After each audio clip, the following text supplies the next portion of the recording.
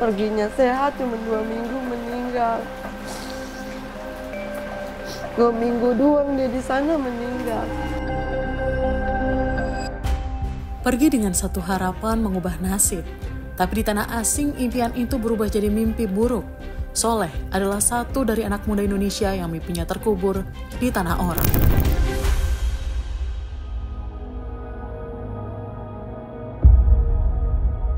Soleh Darmawan, pemuda 24 tahun asal Bekasi mungkin tidak pernah menyangka tekadnya untuk mengubah nasib justru harus berakhir naas di tanah orang. Awalnya si sulung ini bertekad mengangkat derajat keluarganya berbekal janji kerja sebagai koki di Thailand. Hingga suatu hari kabar duka datang. 4 hari saya nelpon tuh, udah 4 hari dia Pak di sono. Masih nelpon saya. Terus tanggal 2 Maretnya itu dikabarin anak saya lagi sekarat. Cuman kacak 14 hari. Pas tanggal 3 paginya anak saya meninggal. Awal Februari lalu, Soleh mendapat tawaran kerja ke Thailand lewat seorang teman inisial S. Mereka sempat tanda tangan kontrak di sebuah yayasan sebelum berangkat tanggal 18 Februari. Awalnya semua normal. Soleh masih bisa telepon ibunya sesampainya di Thailand. Tapi 4 hari kemudian, kontak terputus. Tanggal 2 Maret, keluarganya kaget dapat video call. Di layar, Soleh terlihat payah dan tidak bisa berbicara. Esok harinya kabar buruk datang. Ia meninggal dunia. Ia ditemukan meninggal di kamar kontrakannya di Phuket, Kamboja pada 3 Maret 2025 oleh rekan kerjanya. Jenazahnya baru tiba di Bekasi tanggal 15 Maret. 1 bulan setelah pemakaman, keluarga Soleh didampingi pengacara melaporkan S dan A ke Polda Metro Jaya. Keluarga menduga keduanya mengeksploitasi Soleh dalam kasus perdagangan orang ini. Dia udah sampai tuh di Thailand. Dia yang ada gambarnya gitu, papa.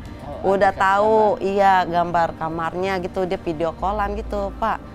Gambarnya, kamarnya enak dah, ada AC-nya, kasurnya empuk, ada selimut tebal. Pas pagi-paginya dia nelpon, kata dia udah start kerja. Pulang, ini baru pulang mak, capek gitu ya, dia nelponnya. Tapi segini, kok Soleh pulang kerja, mukanya beda gitu ya, nggak kayak biasa-biasa kan dia senyum-senyum. Ini enggak beda, mungkin capek kali dia ngantuk. Terus saya nggak ambil pusing dah. Pas besoknya nelpon begitu lagi Pak. Di atas kasur dengan wajah yang sama. Berpikir dalam hati saya udah 1 hari lebih kan dia di sana ya, hampir mau 2 hari. Kok anak saya nggak aktif di dalam nelpon, nggak pernah aktif dalam pembuatan kue gitu ya, maksud saya gitu.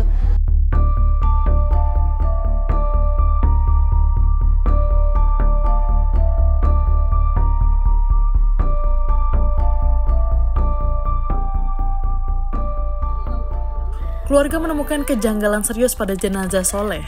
Saat jenazah tiba di Indonesia, keluarga melihat 2 bekas luka jahitan di perut Soleh kanan dan kiri.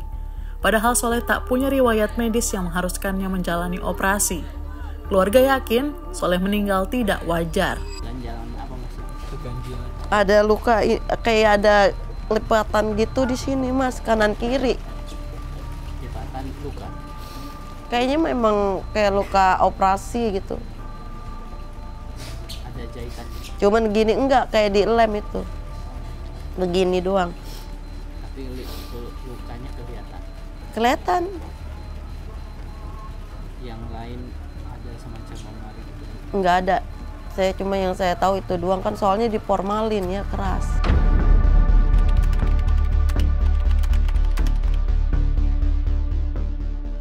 Didampingi pengacara Joni Alvaris Tamaela dan BP3MI Jawa Barat, keluarga melaporkan kasus ini ke Polda Metro Jaya sebagai dugaan TPPO unsur eksploitasi. Keluarga juga menyatakan bersedia jika perlu dilakukan autopsi untuk mengungkap penyebab kematian sebenarnya.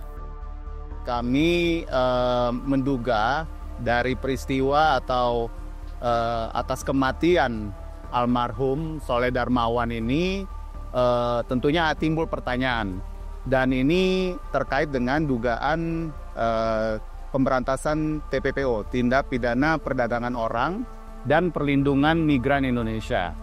Salah satunya adalah kejanggalan atas tubuh atau jenazah almarhum Soleh Darmawan yang telah disampaikan oleh keluarga kepada kami, tim penasihat hukum. Sepengetahuan kami, keluarga mengetahui bahwa almarhum ini perginya ke Thailand. Penawaran kerjanya juga di Thailand, di salah satu hotel sebagai pastry di Thailand. Tetapi setelah almarhum meninggal dunia, kepulangan jenazahnya dan dokumen-dokumen yang terkait itu berasal dari Kamboja. Menanggapi kasus ini, Menteri Perlindungan Pekerja Migran Indonesia, Abdul Qadir Karding, menyatakan siap memfasilitasi autopsi karena ada dugaan tindak pidana perdagangan orang.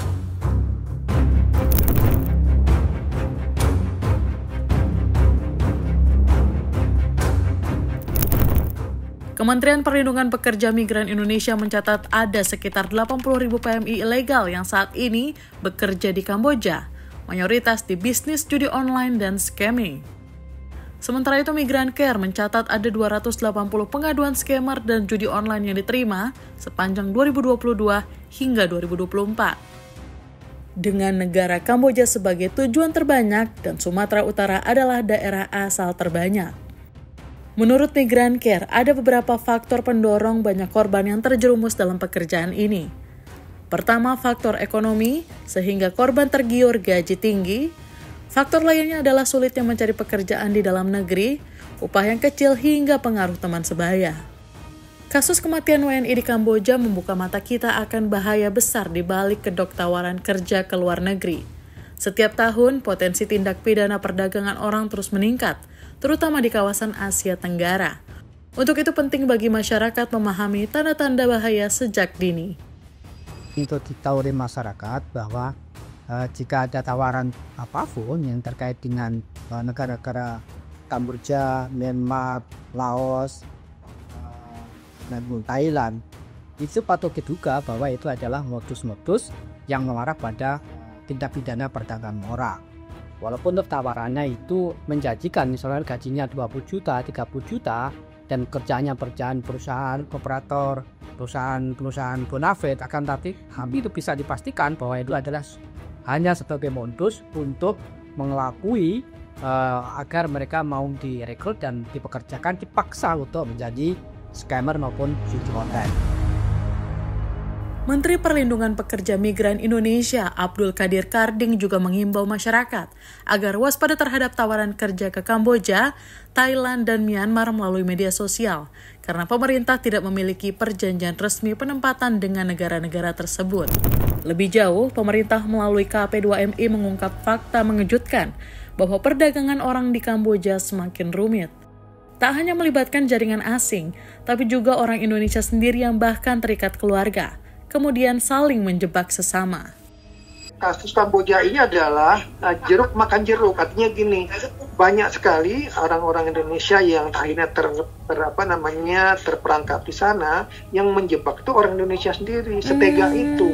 Jadi di Kamboja itu kalau mereka kerja di judi online yang sifatnya penipuan, mereka itu boleh keluar dari perusahaan itu kalau mereka itu bayar tebusan atau dia bawa orang lain, misalnya 5 orang. Nah, 5 orang itu dicari dengan iming-iming misalnya di TikTok itu, siapa bilang Kamboja itu seram, Kamboja itu bagus, silakan datang sini DM saya. Sebenarnya itu dia bagian dari sindikat juga, supaya datang DM dia, sampai di sana disodorkannya itu ke pihak yang mempekerjakan tadi, dia bebas pulang. Jadi hari itu mata rantai itu nggak pernah terputus, siklus itu nggak pernah habis karena saling mengorbankan orang lain, bahkan keluarganya sendiri.